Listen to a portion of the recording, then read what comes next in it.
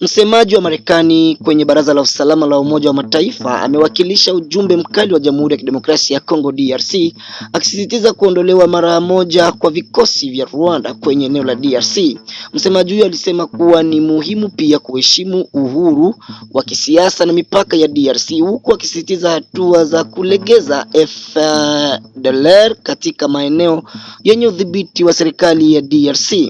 Nimesisitiza kuwa hatua hizi ni za muhimu kushughulikia masuala ya usalama ambayo yamezua kutoelewana na kutokuwepo kwa utulivu katika eneo hilo, alisema msemaji huyo. Aliongeza kuwa hatua hizi ni muhimu kwa kuimarisha amani na kuondoa hofu inayosababishwa na uwepo wa vikundi vya silaha kuhusu hali ya usalama katika mji wa Goma na Bukavu pamoja na maeneo mengine.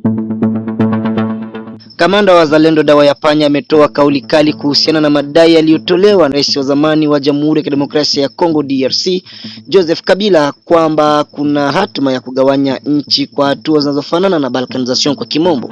Kamanda huyo amesema madai hayo ni ya uongo, hayana msingi na kuvitaja kitaalamu kama sudanization, ikimaanisha mbinu za kugawanya nchi vipande viwili ili kurahisisha mashambulizi na kudhibiti baadhi ya mikoa. Kauli yake inasisitiza kuwa wazalendo hawana mpango wowote wa kugawa DRC na kwamba malengo hayo ni kulinda eneo la kushughulikia usalama bila kuingilia mipaka ya taifa au kuharibu mshikamano wa taifa. Tulikuwa tunapenda kujua hali ya usalama inavyoendelea, maana mada ni kwa ajili ya usalama kudhorora katika tambarare nzima kuanzia Bukavu hadi tarafa la Uvira.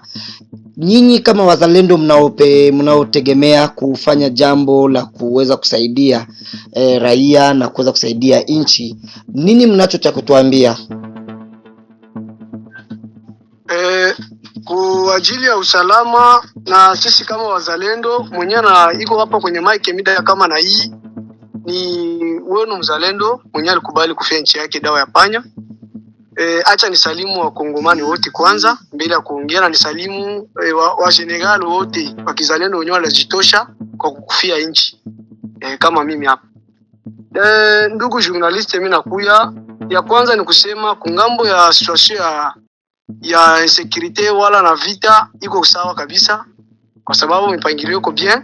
Tunaendelea na kujikaza na kujirenforcer na sisi kama kawaida, na ingine tuko na regret ya nguvu sana sisi wazalendo, kwa sababu makosa ya mzalendo population iliaka sana na iliaka na regret. Nasema mzalendo anaweza fanya kosa kama na hii.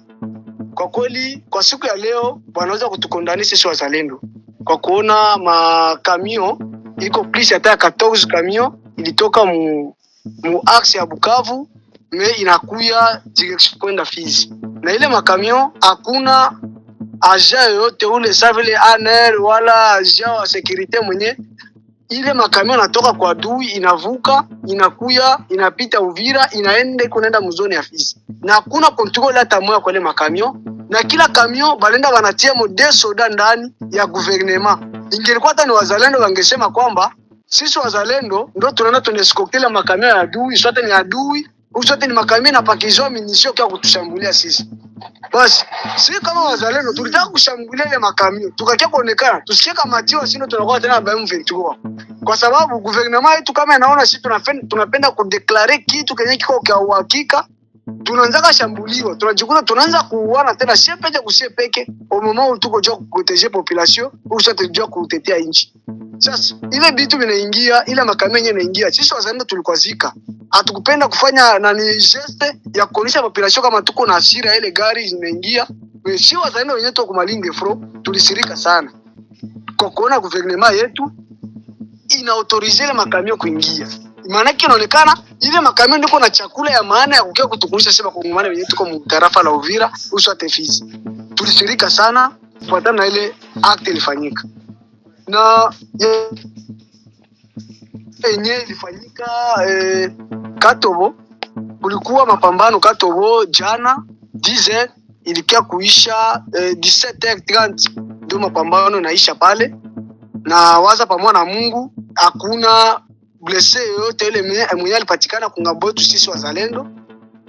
Kote adui atoje sabia, kwa sababu adui anakuwa mjanja sana, anakuwa anafanya kama mnamuua vile, anadeplacer maiti mbio juu msikie kukamata maimaji kumdestabilize nguvu yake. Nadhani ni jambo gani hasa serikali inapaswa kukamatia mkazo kwa sababu ya hayo magari yanavyotoka huko maeneo ya Bukavu kuendelea huko, na kuna habari pia zilisemekana kwamba wa M23 wanatangaza kabisa kujiondoa katika maeneo husika ambazo wanakuwa wamekamata, wanajiondoa. Unadhani kwamba ni kweli au kuna jambo lingine ambalo linatendeka liko nyuma ya pazia? Ile jambo ni la kweli, na kusema ya kwamba nikwambia gouvernement yetu tusimame imara, tuache mambo ya kusikia huruma juu ya population, tusikie jikuta tunaingiza adui juu ya kumsikiliza population. Ni juu kuproteger population ndio tumuingiza adui? Hapana, vomie ni kujifunga, kutrouver solution, kuangana mna kupiga adui, tumutoshe kwenye population iko pour que population ishi na amani. Ona kusema tuanze kutembelea kwa kila population, tutashindwa kupiga adui. Hapo awali ulizungumuza kwamba kuna pengine mpango wa balkanization, maana adui anapenyeza kuelekea sehemu za Katanga. Ulizungumzia hivyo katika mahojiano ya mwanzo, na inaambatana kabisa na ile majibu ambayo aliweza kutoa kwenye media ya Kibelgiji. Joseph Kabila aliweza kusema kwamba kuna mtindo wa sudanization ambao unaendelea kuendelea, ambao pengine watu walidadisi kwamba inaweza kuwa ni parmi hiyo balkanization ambayo unazungumzia. Wewe kama mzalendo wa kweli, je, mawazo hayo ya balkanization yapo kwenye kiwango gani, na unaweza kuzungumzia nini kuhusiana na balkanization, na raia yote naambia nini juu ya balkanization? Kufatana na balkanization mpei yetu, sisi kama wazalendo, sisi watoto wenye tulikubali kukamata silaha kudefendre pays yetu, kudefendre entité yetu, kudefendre mairie yetu, ndio wala province yetu. Kwa kweli adui hawezi kubalkanize pays na sisi tuko ndani. Vomie na mtoto wangu mwenyewe ashazaliwa akufe ndio anaweza kumiliki nchi. Kama sisi wazalendo tuko imara, tunakubali kufwa kwa kupigania nchi, hata kukweterezo ya namna gani. Ndugu journalist, ninakwambia hata kama kwa sababu tuko tushapata kipla ya adui kwa leo, kama mnasikia adui anajiretire ile marubero mawapi, adui anajiretire sekomsi iko napenda avuke akamata ile province, ndio ile ma territoire haita mwempeshe kuproclamer pays nyingine. Unaona, ndio maana kama najiretire mu territoire mais iko na grand, iko na province, iko na ville ya ile province, ndio nini tamwempeshe tu asiproclamer pays kale ni ka territoire atakamata sana mais iko na vise angali kama atatobola hapa kwa nchi ya Uvira, akikamata Kalemi. Ndugu journalist, mimi nakwambia Pweto ni mikono, atakamata tu na mikono saa yote ile, ataingia Lubumbashi atakamata mikono, na ingia Kolwezi atakamata na mikono. Ndio maana force yabo, ndio maana unasikia banaanza kujiganforce hapa Sange. Niko nakwambia bana jiganforce na nyingine inaonaka, na sisi wazalendo na sie tunawaambia kujiganforce, na sisi tuangalie vomie ole kuchunga adui atupige, vomie shindo tumupige, porque akitupiga musanse yenye yeye anapenda atatushinda nguvu, paske acha kujipanga namna kusukuma ngumi. Me kama sisi tunawe kumupiga, na sisi tusha kujipanga sasa sie kumupiga ngumi ya kwanza, ndio ile. Ndugu journalist, kwa kweli balkanization itafanyika mpei yetu, tuko d'accord kufwa. Asante sana ndugu, labda kwa neno lako la mwisho kwa wazalendo, neno lako la mwisho kwa wa FRDC, na neno la mwisho kwa raia kuhusiana na hili jambo ambalo unatoka kuwashauri hapa.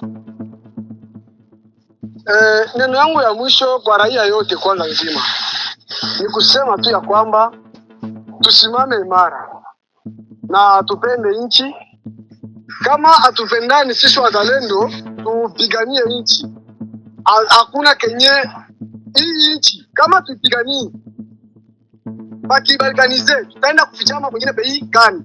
Ndio sasa cha maana ni kusema ni hivi, vomie kufwa odia kuacha bei yetu.